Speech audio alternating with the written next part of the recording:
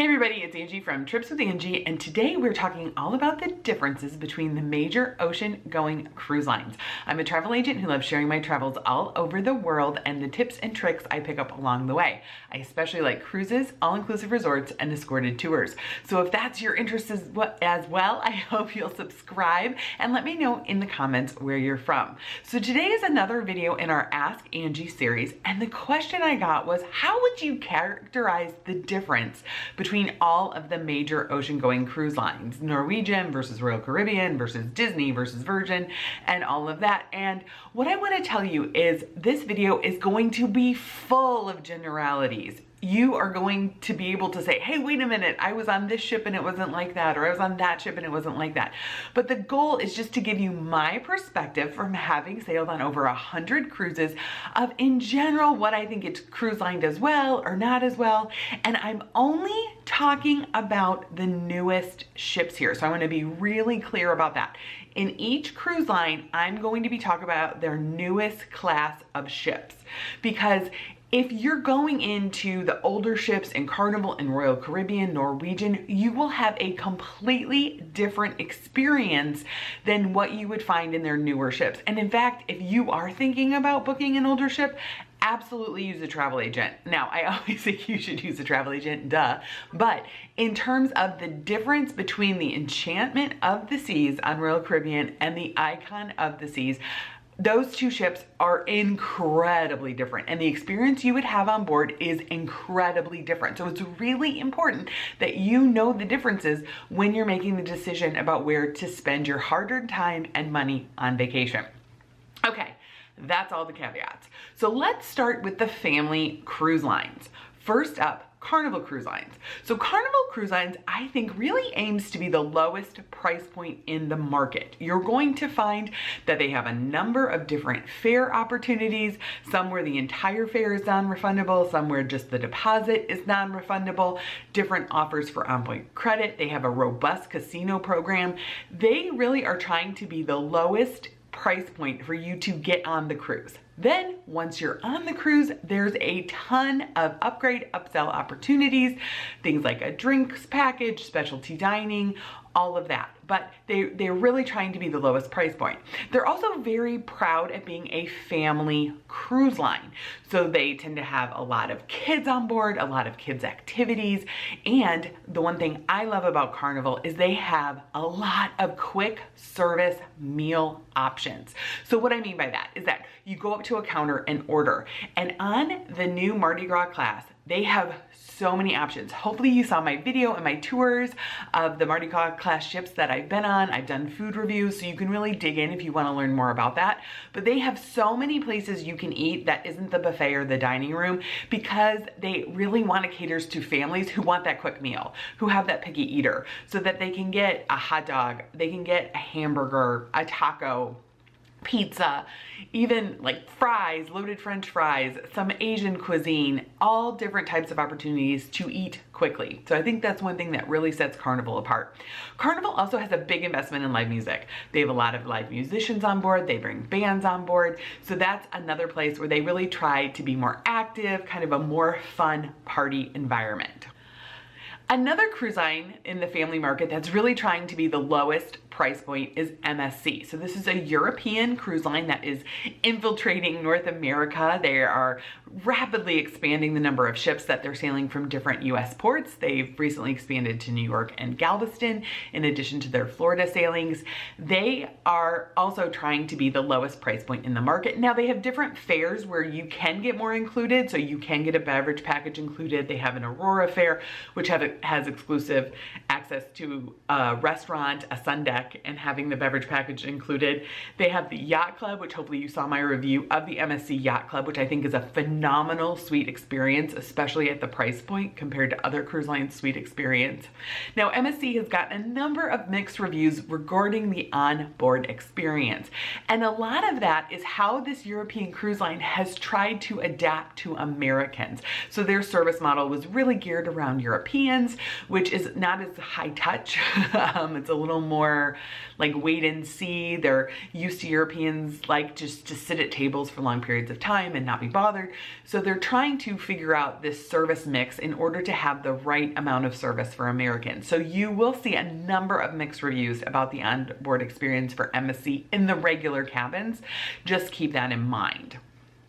As we look at other options within the family space, Royal Caribbean always comes to mind. They have a ton of marketing in the North American area. They're primarily known for their rock climbing walls and flow rider surf simulators. They have really done the most investment, I think, in onboard attractions for families, particular teens and some younger kids. They have a robust supervised kids program. They have mini golf, zip lines. They have a simulation, skydiving on some of their ships.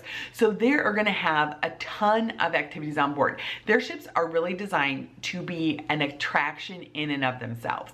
Now, one thing I don't love about those ships is there's not a lot of ocean facing activities or lounges.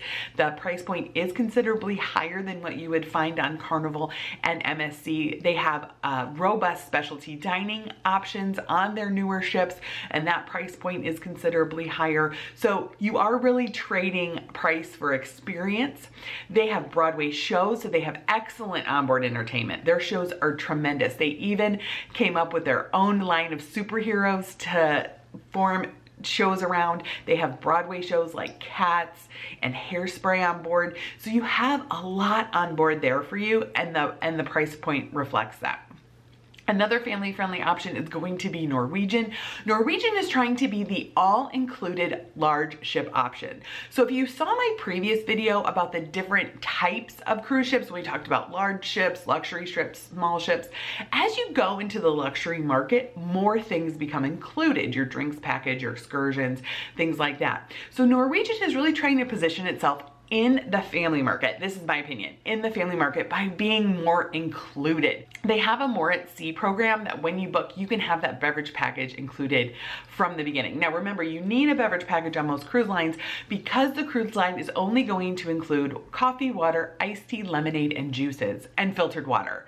Now, if you want sodas, specialty coffees, cocktails, beer and wine, if you want those kind of things included, you'll either have to buy them by the glass or book a beverage package. Norwegian, the more at sea program, is really trying to make the vacation all-inclusive so that you don't end up with a big bill at the end of your experience, and that from the moment you book, you kind of know the full cost. Versus Carnival and Royal Caribbean, where you would book your cruise and then you would have to go in and purchase separately Wi-Fi, the drinks package, those specialty dining. Norwegian is including it all from the beginning, so that kind of sets them apart. And they do have a lot of kid-friendly and family-friendly infrastructure on board. They have water slides. A few of their ships have go-kart racing. So you have lots of things to do on board these ships as well. And their entertainment is very good. They have historically had Broadway shows. They're kind of changing their entertainment at this point to more of their own design shows, but it's still a great entertainment experience. Then the last family cruise line I want to talk about is Disney. So Disney Cruise Line is expanding rapidly. They're bringing a number of new ships to market over the next 5 years. They have been known for having the highest price point in the market. They don't offer a beverage package. Their Wi-Fi is slowly improving as they update all of their ships, but they're really known for their supervised kids programming, especially for ages up to 12, and their entertainment on board. This is Disney after all. The shows are going to be incredible. The entertainment's going to be incredible. Their kids club are some of the largest at sea, and they're all Disney themed. So you have Toy Story play areas for the little kids. You have Star Wars areas for the big kids. They have tremendous teen hangout spaces. One even had a pool outdoors, which is so exciting. So they really have invested all in their kids programming, and that's why you're paying a premium for the brand and the extra kids entertainment. They have restaurants where you move restaurants each evening, and they're over the top themed. So you have a Marvel experience where Marvel characters will come out, Tiana. So you have all of these very immersive dining experiences that are included. So one thing I do with clients is try to help them choose between all those experiences based on the value that it's going to bring to their family. So for instance, Disney Cruise isn't a huge value for me because we travel as 2 adults. So we're investing in a tremendous kids program that we're not going to use. So different things like that. As you're thinking about which cruise line you're going to pick, thinking about which amenities you're going to use and what's going to mean the most to you. Now at the end, I'm going to talk a little bit more about which cruise line I think does what best. So that's the generic overview of how I think about each of the family-friendly cruise lines. So now let's go into cruise lines that tend to be geared more towards adults. So we'll start with Princess. Now Princess is making a move to try to be considered in the more family-friendly area with their new ship, the Sun Princess and the Star Princess that will be coming out in upcoming years. They are trying to bring in more families with kids. Historically, Princess has attracted an older clientele because they have tremendous onboard programming for interested adults and kids. So I often say Princess is one of my favorite cruise lines for Alaska because their onboard program is phenomenal. The naturalists and lecturers they bring on board are absolutely terrific. I think Princess does the live music the best. They have a tremendous live music program that we really enjoy. Their food's decent. I wouldn't say it's over the top in this area. And in terms of the family-friendly lines, I would say the food that traditionally gets the best reviews is going to be Royal Caribbean out of that bunch. Norwegian, though, does have specialty dining included. So the fact that on a 7-night cruise, you can book it so 3 specialty dinners are included really ups their food overall satisfaction scores. I personally think Norwegian also does a great job. I haven't been thrilled on Disney, just to be honest, with their food experience. On Carnival, it's always hit or miss except for the quick service. So I think quick service, they really shine, but in the seated specialty dinners and the included main dining room, it's definitely can be a bit hit or miss. MSC the same. In the included dining areas, it's a bit hit or miss. And then as you saw in my MSC Yacht Club video, I did really enjoy the dining in the Yacht Club. But again, that's a premium suite experience. So back to Princess. So Princess is evolving to try to be more family friendly, trying to include more family friendly amenities and activities, but overall it still tends to attract a little bit older demographic. Another cruise line that also attracts an older demographic is going to be Holland America. Now I do want to say one thing about sailing at Holland America. My experience is that it attracts a very different demographic when you sail in Europe than when you sail in a port leaving the United States. So we've sailed Holland America in Europe, and that was much more families. That had a lot more families on board because it is headquartered in Rotterdam in the Netherlands. I think it brings in a lot more people. People know it a lot more versus Holland America sailing out of a US port tends to be much older. Now the dining on Holland America I would put above Princess. I also like that Holland America has a great onboard lecture program. They have a good live music program. I'm not thrilled with their main theater entertainment. It's a lot of ballet, and dance, which isn't really my interest when it comes to shows. I'm more of a Broadway gal, but it has those type of experiences. The thing that I really love about Holland America is their exotic itineraries. They really go to a lot of places that other cruise lines don't go. They have longer cruises available. So that's something I think sets Holland America apart from the other cruise lines. Now, when it comes to families on Princess and Holland America, I've always wondered why people would bring families. So you kind of know going in, or maybe you don't know because you didn't use a travel agent, that these cruise lines are like a little bit more geared towards adults. Why would you bring a family? Well, I talked to a woman once who was on board with her 2 kids under the age of 10. Like, why did you pick Holland America?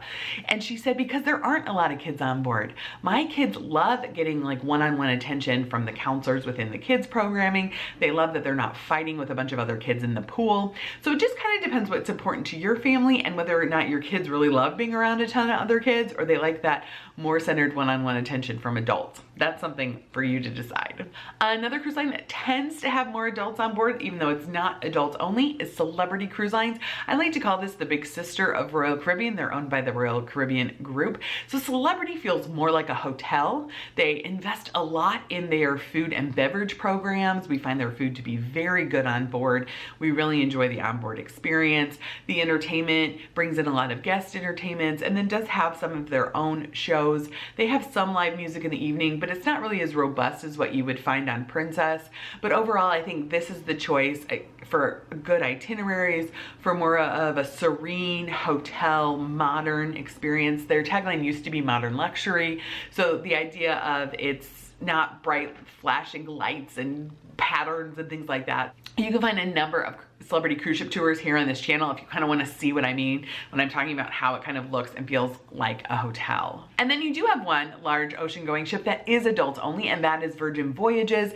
I love this cruise line. It has the best included dining at sea because there are no like main dining rooms. So you're either eating at the food hall, which is where you can sit down, order from an iPad from a number of different types of restaurants, kind of more quick service, or you're eating at one of their specialty restaurants. So every restaurant is a specialty restaurant. There isn't a main dining room or buffet concept at all, which is tremendous. They also have more avant-garde entertainment. The live musicians they bring are quote unquote real bands. So they're people you could potentially see touring within the United States. Like when we were on board, we saw this great blues band from Memphis.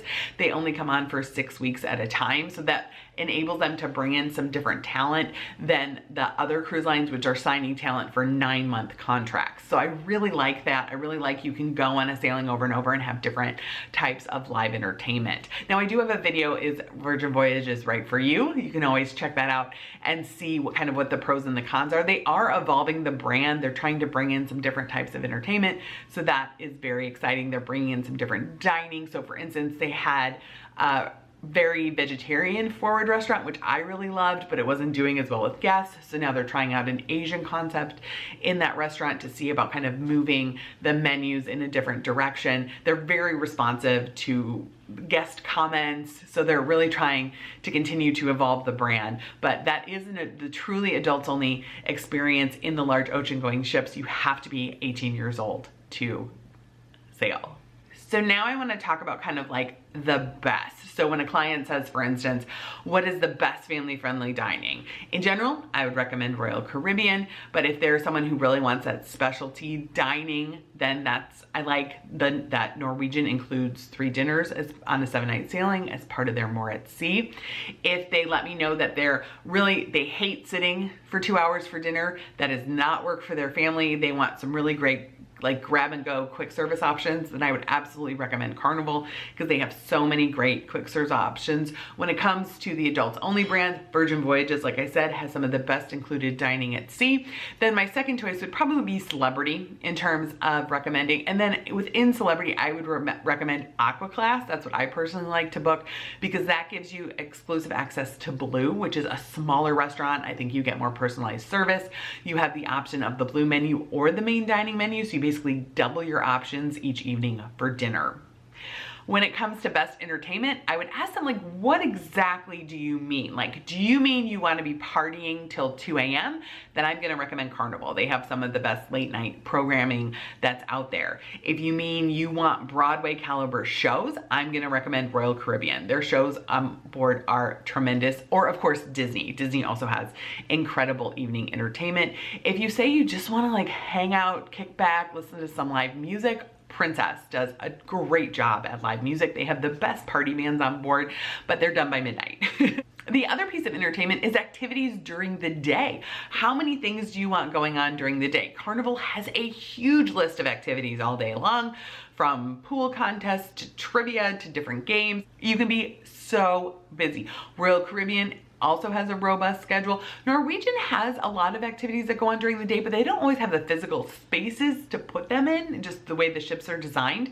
So I would always say Carnival, but Royal Caribbean and Norwegian do have a lot of things on board. Princess does have a lot of things going on. One thing I like Princess does is they have this main atrium area, and on sea days especially, they will set it up that you could just sit in the atrium all day long. If you wanted to be inside, not out in the sun, you could sit in the atrium all day long, and they have all different kinds of activities all day. So you can have some live music, then a game, then a trivia, then something else. So these ships really do a lot around having activities throughout the day. Best Kids Club is going to be Disney. I think that is pretty much across the board. People agree that the Disney supervised kids programming is top of the line. For best cabins, so one thing that's really hard to find is cabins for 5. Royal Caribbean and Carnival have expanded the numbers of cabins available for families of 5 without having to be a suite. So you can find an interior, an ocean view, a balcony cabin for 5. Carnival took this a little bit further with their family harbor concept, where on one floor you have a special section that's designated as family harbor. They have some larger staterooms, but they also have a lounge on that same floor and the supervised kids programming for the younger kids on that floor. So in the morning, you or any other adult you're traveling with can run down, grab some boxes of cereal, get your cup of coffee. You don't have to go to a different deck. You can grab 1 or 2 of the kids and bring them with you, and it's all just right there, and it's super convenient. In terms of the best suite class, so if you are thinking about booking a suite, I think MSC Yacht Club provides a tremendous value. If you are thinking about it, definitely watch my video. We had a great experience at a great price point. I think overall the Norwegian Haven is the best suite class. I like it a little bit better than the Celebrity Retreat class. One big thing for me, because some of my family members have food allergies, is the ability to have a sit-down order off the menu lunch. And the Norwegian Haven has that every single day. So that's just something like to keep in mind. I think that's a differentiator, because when I think about a suite class, what's important to me is exclusive areas. So you're paying a premium. The suites are always going to be nice. They're always going to be large and beautiful. I want an exclusive restaurant, an exclusive sun deck, an exclusive lounge or bar. Those are things I want to have available, because you want that ship within a ship concept. You want to feel like you're in your special area, and the Yacht Club and a Haven, I think, deliver that very well. The Retreat also does a good job, but I think this whole sit down, order off a menu lunch kind of takes both of those a notch higher than what you would have within the Celebrity Retreat class. Now, in Royal Caribbean, they actually have 3 suite classes, and at the very top, you get what's called a genie, and that is your personal butler that can make all of your dreams come true. That level of service isn't quite duplicated among the other cruise lines. So if you are a family looking for a suite experience and you have a very large budget, Royal Caribbean may deliver that level of service that you are expecting. In terms of best stuff for kids to do on board, I would say Royal Caribbean. You just, on these large mega ships in the Oasis class and the Icon class, there's so many things going on. There's so many pools, mini golf, flow riders. There's just so much they can be doing at any given time that that's going to be the place you're going to want to go. One large ocean-going ship that I have left out of this analysis that visits North America is Cunard. So that's your Queen Mary, your Queen Victoria. I just didn't know where to put it, to be honest. It is family friendly. Kids are allowed on board. It tends to attract an older demographic, people who want like that old luxury of cruising. It has a number of different classes. You can order off a menu lunch every day for everyone. The entertainment is more sedate. It's a more calm experience. So I think it takes a unique traveler who would appreciate the type of programming that's on board and the type of experience. So that's why I left it out. I didn't quite know where to put it. But if you've been on Cunard, where would you put it? Would you put it in family friendly? Or would you put it in more geared towards adults? How would you generalize the experience you can expect on Cunard? Help me out here. All right, so those are my thoughts. What do you think? How would you categorize the different cruise lines? Let me know in the comments. And again, I really hope you'll subscribe so you can see more of my upcoming videos. And now here are some videos YouTube and I thought you might like.